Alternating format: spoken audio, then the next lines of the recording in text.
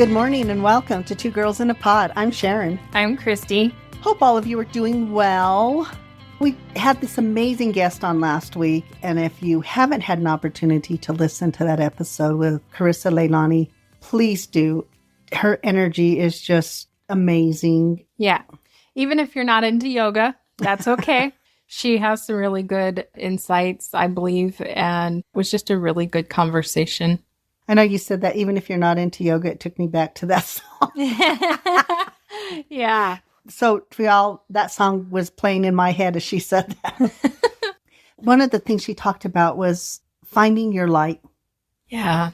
And I think even when I think about it, what I visualize is a light internal to me. Mm-hmm. And the light starts in me and then it radiates out. And I think as we talk about this and we go back and forth and we talk about all these amazing ideas that we have or these thoughts, and is that oftentimes people are so busy looking for the light out external to them. And so when you picture it, it's more the light outside coming into you. Yeah, I think whether it be through another person, whether it be through a place, through a dream job, whatever it is. Yeah, it's always that external thing.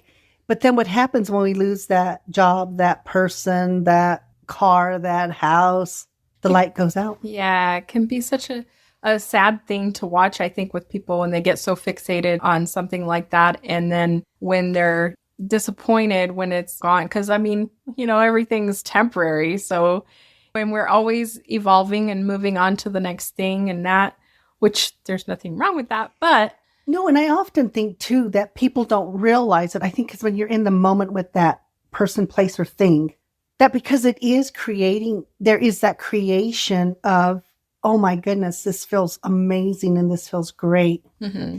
But I think sometimes we put a lot more into the other person, place, or thing, and we forget that we're part of that engagement. So we almost minimize ourselves, yeah, and maximize whatever that person, place, or thing. Yeah. And I think then once again, you lose that person, place, or thing, and you almost feel like the light just dims. Mm-hmm. So then it's like, because that is a sense of being connected. And we've talked about, we had this wonderful conversation this morning about the importance of us learning how to recognize that we are connected to everybody. Mm-hmm. That connection that we have to people is so much more important than our connection to place or things. Mm-hmm. Experiences are wonderful, and especially when they can be had with those that we love, but just understanding that connection is the main thing. It's not like we all do that thing where we're scrolling through whatever social media is. And I remember seeing you and I were talking about the video where the kayakers were out there and here comes the big whale. And they're oblivious to the big whale. The whale's oblivious to them, maybe. I don't know. I'm hoping, because I'm watching it and I'm getting anxiety, thinking, oh my God, that is so big. Yeah, he was probably just curious. Yeah, but curiosity of something that weighs tons, that curiosity could, oh no, even the thought of, anyway. Take you out by accident. I know, I digress here, people. But anyway, the thing is that even in that, we can have a connectedness with nature, mm-hmm. because nature is a living thing. Mm-hmm. Nature is a part of who we are. And I think that we forget that too in our connectedness. And there are a lot of people who do get that. And so when they're out in nature, they have that feeling of that light, because they're understanding there's an active communication, there's an active engagement, mm-hmm. in that situation. Yeah. I just feel like there are so many people out there who they don't know what their light is. Exactly. And I think when we're talking about that, finding your light, it's that thing that asking yourself, what is it that excites me? What do I feel passionate about? And sometimes it comes to you in ways that you don't even expect. We talk a lot about, well, try different things or whatever, expand your world. And the thing is, I feel like that if you look within yourself and when you're feeling the joy in a moment of something that you're doing, that's part of your light. Yes. Everybody always says, when you go to college, they're always like, well, you go to college and you change your degree how many times? You know why I think it is? Because, and I've heard this, people will say, be doing this line of work. We talked about that with Carissa. Mm-hmm. Marissa was doing the college stuff, but it just didn't light a fire under her. Mm-hmm. It was hair. It was seeing that. It was doing that creation and all that. That was her light. It wasn't what she thought it was going to be. And for anybody that hasn't listened, that's a earlier episode that we did called Go For It. Yes. Even in that, she knew what it was. And sometimes we know what it is, but we will listen to others, or we think, oh no, that's not going to work for me, or that's not going to how I'm going to get financial, or whatever it is. Yeah, I understand that a lot of people, just because they think they're trying to play it safe, may trample your dreams when they're trying to talk to you about something. And remember, it's not with intention, because I think at the end they want you to have all those things. They just don't think you can have it in this way. Yes. And I think that's the thing, the importance of broadening that, really to broaden it and think outside of that comfort box. What is it that does it for me? And once again, a college student will take a class and say, oh my God, it lights a fire in them. Mm-hmm. So then they parents, what do you mean you're changing your major from engineering to philosophy? What are you going to do with philosophy? Mm-hmm. I'm going to be happy with philosophy. That's what I'm going to do. Yeah. I'm taking philosophy for me. Mm-hmm. And I think that's what it is. It's doing those things that really ignite that in you. Yes. The things that resonate with you and create that joy. And we've talked about this too, is that even we did not realize that doing the podcast was going to light that fire in us. Because once again, when I say I love what I do as a therapist, I do. I don't sit there and think, oh my God, it's a job. I mean, sometimes I'll sit there and say, I don't really feel like working today. And she says, well, you should have told me that yesterday because you have a full schedule today. That's how that works. But it's not because I don't love what I do. Mm-hmm.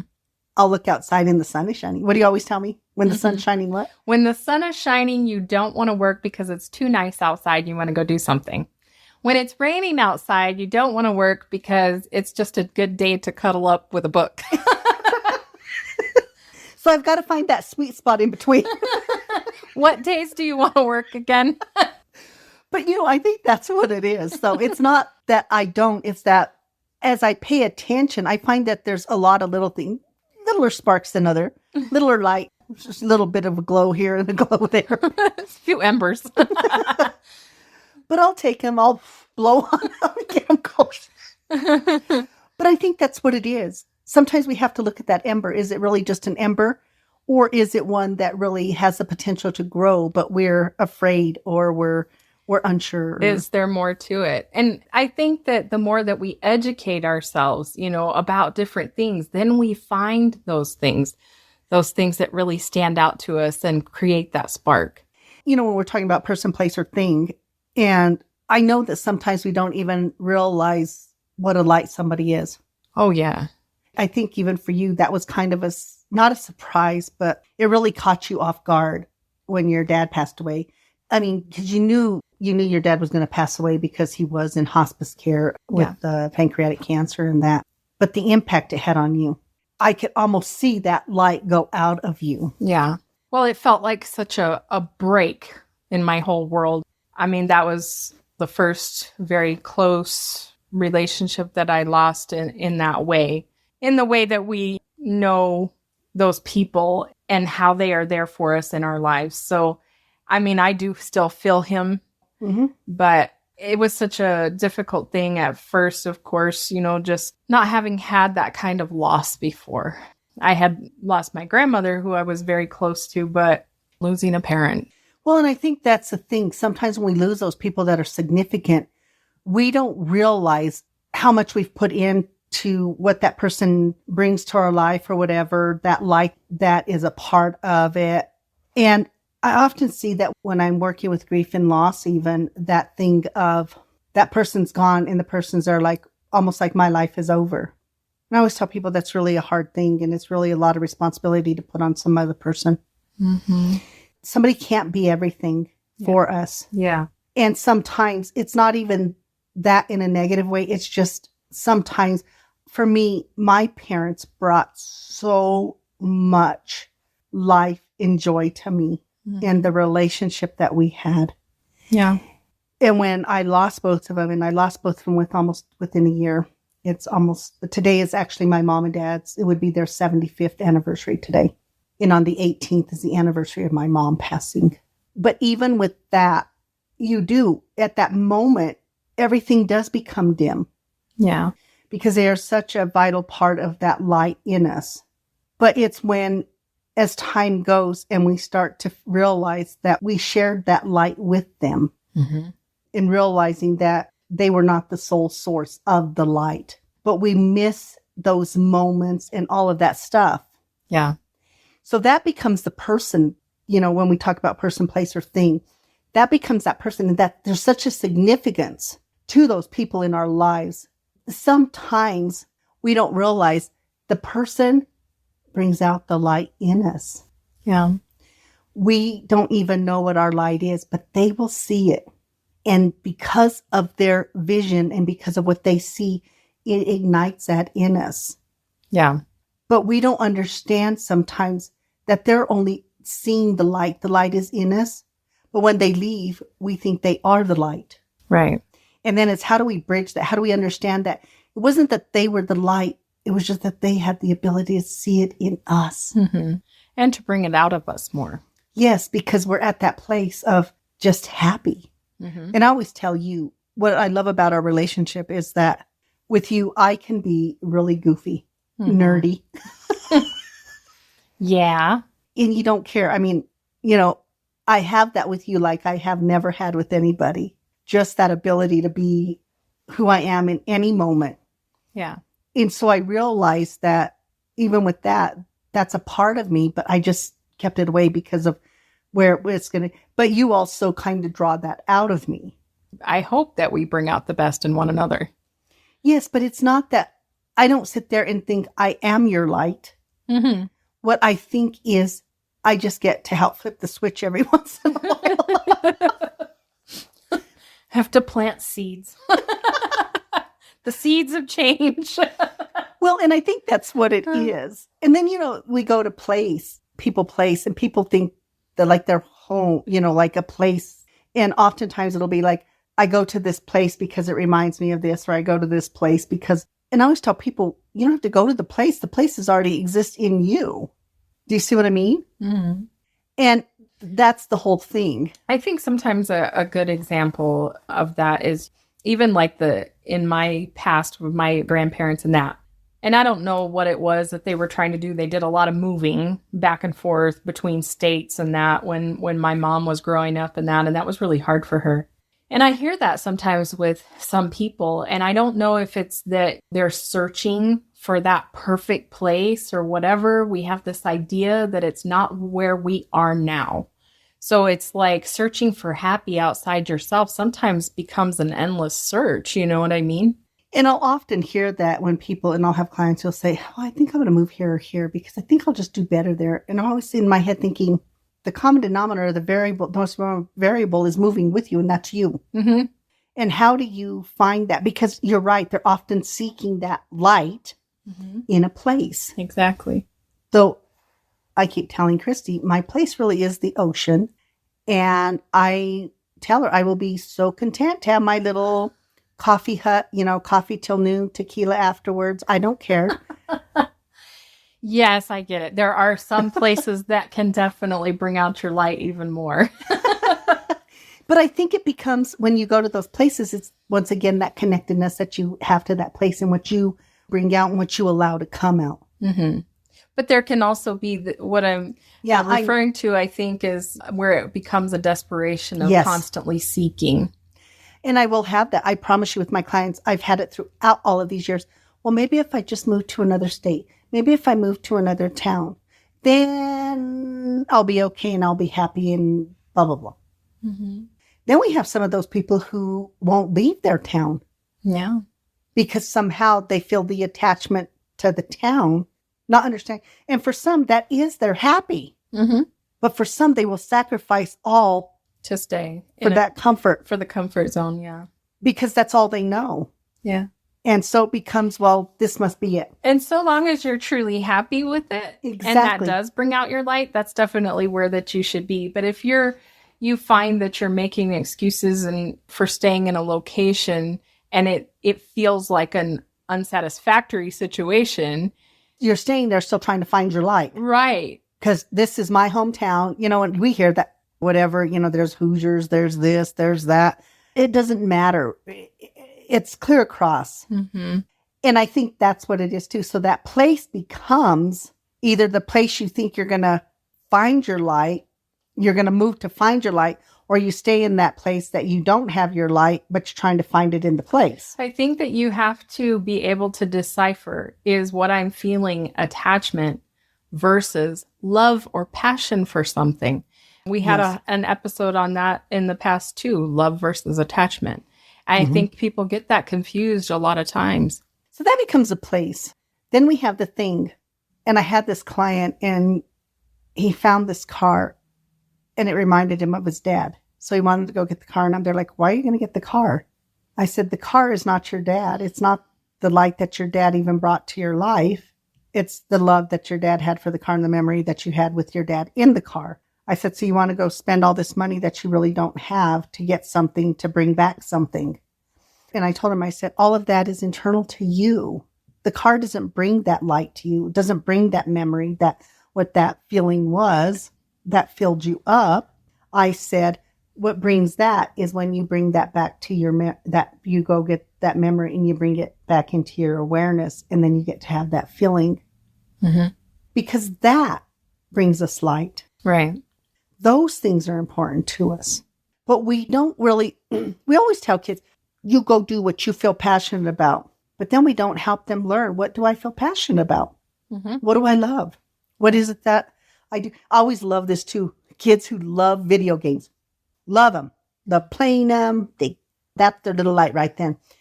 What are you going to do when you grow up? I'm going to go make video games. Then I've had someone who have gone and say, oh man, that's not what I thought it was. Playing a game is not the same as developing a game. Right. Though I do have a client who is very passionate. And when he talks about making games, that dude lights up. Yeah. And I always love that too, because I can tell with my clients when they're talking about that thing that truly lights them, you see everything about them. The facial expressions change. And it doesn't matter what it is. Yeah. My one client in her Latin American history class, she talks about that and she lights up, man. I think that's one of the main ways of how you know, because when you're in love with the process of it, even, it's not just the idea of an end result of being here and being at this status or that. It's, you find stuff that lights you up when you can go through the process of learning about it and really honing in and developing your craft. And that, I think that that's one of the things that we do or try to do, even through the podcast and that. And I think that when you find that kind of passion, and that really does, it sparks a light in you that others can see that it's something you enjoy. It's on a different level. And I think it is. And I think that sometimes, once again, we get very complacent in our lives. So it's like, well, this is good enough. Or we feel too busy to do anything else, to really look into something and understand what it entails to really want to follow some passion. And then you have the whole other side where we're involved with people who we know are we're allowing them to take our light and squash it, throw us in the darkness, and we will still somehow put more value into that and not realizing that when somebody is not encouraging you to be the best version of who you are, to not find your light, so to speak, and then to help make it shine even brighter, and are doing the opposite of that. But we don't view it that way. So think about anybody who's listening. If I have this light, if I have something that I'm really passionate about and I really love, who are those people who are trying to intervene? Because sometimes that's always about them. It's not about you. Right. And I think that people get too caught up in that sometimes. And when they get caught up in that, they really do forget that their light is the light that they're responsible for. Right. Not anybody else's light. All we do is contribute to that light. But our light, those things that we love and find passionate. And how many times I ask my clients, what is it that you love to do? I don't know. Okay, you have an assignment, then figure it out. come back to me with something you love to do. And I am so happy that a few of my clients are coming back with things around music or whatever, playing guitar, and that they forget. They put their light on the shelf for other people. Every moment that we do that, that light dims just a hair and then hair. And then 10 years later, it's hard to find it. Right. And once again, I'll ask people and they'll be like, I don't know. What do you mean you don't know what you like to do? And I think that when you're in that kind of rut, you feel just stagnant and, going through the motions. It's people going to work and coming home and doing the same thing over and over again. I have a client. He's not a reader, but his wife loves to read. He doesn't get it, but he also encourages it because he sees what it is for her. Mm-hmm. I mean, she just loves it. That's her light. Yeah. He doesn't sit there and say, why are you reading? We could be doing stuff together. Why? No, he doesn't do that. He gets it. And if that means they're going somewhere and she takes her book, she takes her book. Yeah. But that's what I mean. It's about encouraging those lights, not trying to dim them. Right. Because I have on the flip side where somebody loves to do something. Well, maybe do it later. Mm-hmm. And then not understanding that when you're not encouraging that, you're not helping that light to shine as bright as it possibly can. And that light is your person that you love.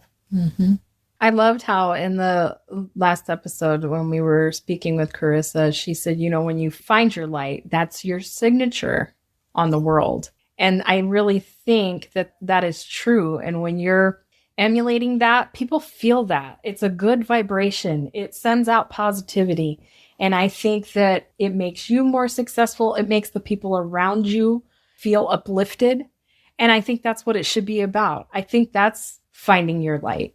Exactly. And when you find your light, and I mean, I'm like everybody else, some days I do have bad days, but when I get on and I get to work, whatever that is just kind of goes to the wayside. And then in that moment, I'm back in that happy. Mm-hmm. And people, how can you be happy when you're listening to problems? I'm not happy about the problems. What I am happy about is the engagement, that connectedness that one has. Mm-hmm. And I look forward to hearing the progress of my clients. Mm-hmm. I look forward to hearing their growth and development, the things that they find important and relevant. Well, and it's so wonderful to hear somebody talk about something that they're truly passionate about. When they find that thing, you feel their excitement. It sparks a creativity in a different way. I think that when you find your light in something you're passionate about and you're in that place, you have that good vibration. It's completely, I think, life-changing in a way because it gives you a focus. You know what I mean? Absolutely. And you know what the cool thing is, too, about finding your light? It changes. Yeah. Well, it has because to. We evolve. Because we evolve and because we learn about new things, then we discover new things to be passionate about. But I love that when people find that they have that, it sparks, like I say, a creative process. We're not trying to fight the old. We're creating the new. And it creates a whole new life for us. And I think also to remember that I liked what Carissa said too, is pick 3 things. Mm-hmm. It wasn't pick one because there's so many things. And, when you picture that, if you picture like true light, one might light you a little bit more, and then one just lights up the whole freaking room. You know what I'm saying? Mm-hmm. Those are the things. And we morph back and forth into those because remembering that we have many likes and passions and we don't have to limit it to one thing. Right. And the passions don't even have to look alike. They can be on really opposite ends of the spectrum and stuff. Yeah. I mean, we get all excited just talking about space sometimes. Yes. Just the possibilities. Yeah. We love to learn things. Mm-hmm. And what's great is sometimes when you share the same light. Yeah. That's even better. Mm-hmm. When you get to share the same light. But I can't have all of our shared, it can't be all shared likes. It can't be all shared lights. Each individual has to have their own. Because then what happens if all of my shared light is with you or yours is with me? If one of us leaves, then we feel like all the light's gone out. Right. And so we have to understand where that separation is. Yes. And I like some stuff and some, you always say, there's no way you want to be a therapist. No, no way. I don't even understand those words. Because for me, it has been a passion. It is something I truly love. It is the therapy, but it is that invitation into somebody's life. To me, that is something to have gratitude for. Oh, I have lots of gratitude that you enjoy what you do, because I feel like, I mean, you know, if you look at those people who really hate their jobs or things like that and how miserable they are and that, and you're not like that at all. You are passionate about what you do. And I love that. I really did think, at 10 years, I thought, this eventually is going to fizzle out. Like I said, 20 plus years, and I still love what I do. Mm-hmm. It still is a light for me. Right. And I'm so grateful. But I'm grateful, too, that the podcast is a light. And this is a shared light for us. We can talk about our podcast. I mean, we go out to the hot tub, and what do? Ideas for the podcast. Yeah. Ideas for this, ideas for that. Yeah. We really enjoy it. And I think for us, it creates those narratives on topics that we normally wouldn't even think of, maybe, or we expand on. Expanding our knowledge on things, we go out and learn about things, just to start those conversations sometimes too. Mm-hmm. We do love watching movies or different things like that. But what we love about it is the passion we have about the conversations after. Yes. Because we do break down, like with certain movies or things like that, we break things down, everything from looking at the cinematography and the character development and everything. I mean, we talk about so many aspects of movies, what it brought to mind for us, what the feeling it was that it created. Wonder what, the writers were thinking when they wrote this part. Was it the same thing I'm perceiving, those kinds of things. We do that with music too. We do. It's like, I wonder if the artist who's singing this or wrote this, that was really their message. Or sometimes, what on earth were they thinking? Right. Some of the lyrics, I'm like, what does that mean? What were they referring to? And we can get excited about that stuff. Mm-hmm. And I think that's what it is. It's those things those shared interests that spark that light in us. And remember, even with those, that light is small. I mean, it's a small time. We do it 5 minutes and then we're off to the next thing. But in that moment, that's the light. Yeah. Because it's a passion. It's something we really enjoy doing. So for that time, that's the light. Mm-hmm. It's not that light, your light should always burn bright. Mm-hmm. It's going to have some fluctuation. But I think when we get to that healthy self, that light, we can feel that energy of it. You know what I mean? Mm-hmm. It doesn't mean you're happy all the time. No, but it means that you can feed the energy and give focus to the things that you love. And there's nothing wrong with that. Yes. Because who stays happy all the time? And I'm not talking about happy. I'm talking about those moments that you go into that. It is when the light shines brighter. When you're at that place of all is right with the world, it's a steady light. Mm-hmm. When you do those conversations, it gets brighter. Mm-hmm. When we go to the ocean, it gets really brighter. Yes. Those things. When we spend time with people in those relationships that mean so much.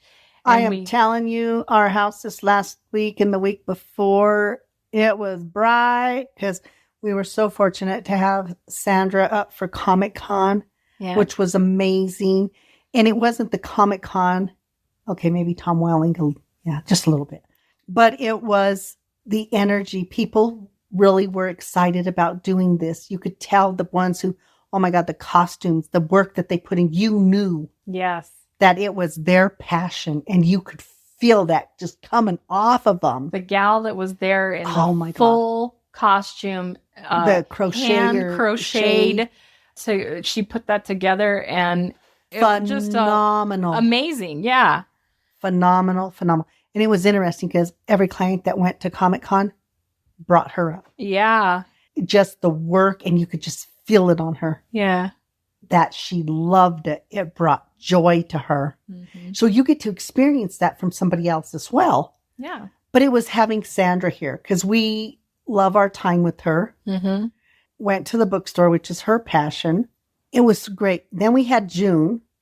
Mm-hmm. Last weekend, she came up. And we laugh with her, and we have so many miscommunications, and Christy's the translator in between, and every once in a while I am, or she. So, but that just phenomenal. Mm-hmm. It was a great weekend, just chill and just a great relaxing time visiting with a good friend. And I think for me, the class reunion, Mm-hmm. it was there too. You could feel it. You could feel the light in some of those people, and it was just amazing. Mm-hmm. It was amazing to see that they each one had taken their path, maybe not the path that we even thought, Mm-hmm. but the energy, and then the energy when you got us together was just phenomenal. Mm-hmm. So that's what I mean. It's that energy. It's that light that we are feeling. That energy is the light. And it is so amazing when we get to do that, when we get to be present with other people's light. But the most important thing is when we find our internal light. Mm-hmm. Because once we find that, others are going to feel it. Yes. And through that, I think we help bring it out of them as well. And that shared energy it's such a positive. Yes. And I think that's the thing. If people realize that when they find their light, it's not just about them after that. Finding the light is about you. But once you find that light, we get to share that with others. We get to, and they get to experience that joy and happiness and thrill we get out of the things that we love. Yes. We get to create all of those wonderful moments with those people, and they become wonderful memories. And sometimes your light burns really bright and all this, and people are looking at you like, I don't get it. But that's okay. It's okay. You just don't let it dull your light. Right. You just realize, okay, well, they don't like to talk about space. Well, what's wrong with them? I don't know what's wrong with them, but it's okay. Yeah. Not everybody's going to like everything that we like, but most of the time you can usually have a conversation with somebody that you'll find some mutual commonality in that. But it's giving focus, I think, to those times, and whether it be times, places, or people, to feed that energy, to bring that light forward. But it all starts with each one of us within. Yes. And I don't feel like we take enough time. And I don't know about you, but I don't think that in our society today, it's rush, rush, rush, rush, rush. It's like we're on to the next project before we finish this last project. We're not even focused on it. We're not really being present with it. We're not being mindful of it. So therefore, we don't even get the appreciation of an accomplished task because we're on to the next thing. Exactly. I think that's why so many people haven't found their light or don't feel like they have found their light. They're a lot of times disgruntled with things, I think, because they're just like the hamster on the wheel. And we're so focused on everything going on around us. And, when we talked with Carissa last week, one of the things that does her light is the yoga, the mindfulness, the meditation. And it doesn't mean that that's going to be for everybody. But I think if we slow down, if we are mindful, and sometimes even if we meditate, we get more of an insight into who we are. Mm-hmm. And when we shut down the chatter, as I call it, then it's like, oh, wait a minute. I really don't like sandwiches. Why am I eating sandwiches? It can be something as simple as that. Yeah. Once again, a client told me this a long time ago. I remember that. I kept eating sandwiches. I didn't even like sandwiches, but I found that I did it because that's what was there. And my wife took time to make it, blah, blah, blah. And then when he goes, I really don't like them. Yeah. It's that thing of slowing stuff down. And when I say slowing, it's not turning it off. It's slowing it down and really focusing internally on what is it? And I tell people sometimes go back to your youth. You talked about that, loving roller skating when you were young. Yes. And finding my passion for it again, which I haven't been practicing lately, but. See, once again, it's because we have been we've been a little busy. But the good thing is the thing that we've been busy with has been about our friendships and stuff like that. Yes. And it's funny because I love doing it, but there's not many of my friends that want to partake in that. So it's not something that I get to share. Like, you don't usually want to go roller skating, but and I don't think our friends usually want to go roller skating. So it's a little bit difficult in that way. But we like bowling. Yes. So we find other things. Miniature golf. No, hiking. We really do. Yeah. We really work on Anything. expanding our different. And if our friends want to try something new, then we'll do that. My thing is, and we talk about this about trying different foods. And I remember we went out to the gastropub with our friend Sylvia for her birthday, and she was having Brussels sprouts, and she said about trying them. I was like, no. And she reminded me, oh, but you tried different foods. And I was like, darn her. And I tried them, and they were delicious. Mm-hmm. So I learned to make them. Yeah. And, that was the other thing, we talked about, because when our friend June was here, I love to cook. I absolutely love it. I love the creation process. I love the whole process of cooking, the smells. I found it also reminds me of my mom, but I just love to cook anyway. And I was fine with them sitting out in the hot tub and me coming in and doing my stuff and plating and all of that stuff because I truly love it. It's another one of my happy. Yeah. Mm-hmm. And the other thing is mixology. And the reason why is this the creation. I love the creative parts of it. Right. And I was even telling you, I find that I didn't realize one of my lights is creation. Yeah. It really is. I loved photography. Mm-hmm. I loved that in high school. I did photography and learned to develop black and white photos and stuff. Loved it. Stopped doing photography. Mm-hmm. I have a passion for writing. Did a lot of poetry, a lot of short stories, this, that, and the other. And then I forgot about it. Right. But I find if I think about it, mm-hmm. I feel that little ember in there. Right. Waiting to come out and do something. And I think that's what I loved about when I worked with kids, because I would do a lot of art projects with them. One of my favorite things was the inside-outside boxes. And the creativity of these kids and my adults when I had them do that was just phenomenal. Yeah. I loved it. I loved that creative process. Right. And I think that's what we love about the podcast. Yeah, for sure. It's that creative thing. You'll do that. Oh, mm-hmm. Lordy. If we're ever going to do a redesign of the house or the yard or anything. I was going to say that was my Lordy. Thing. I love to design houses. I just am not good at math. But I do love that part of just figuring out what it would look like and just designing. It'll keep her awake. Mm-hmm. Not in a bad way. Just her excitement over it. Yeah. And I already know, because when she gets up first thing in the morning, it's not, good morning, how are you? Oh my God, you know what, if we do this, this, and this? Yeah. Or she finds me out with a drawing pad. So there yes. I'm coming up with some design or something.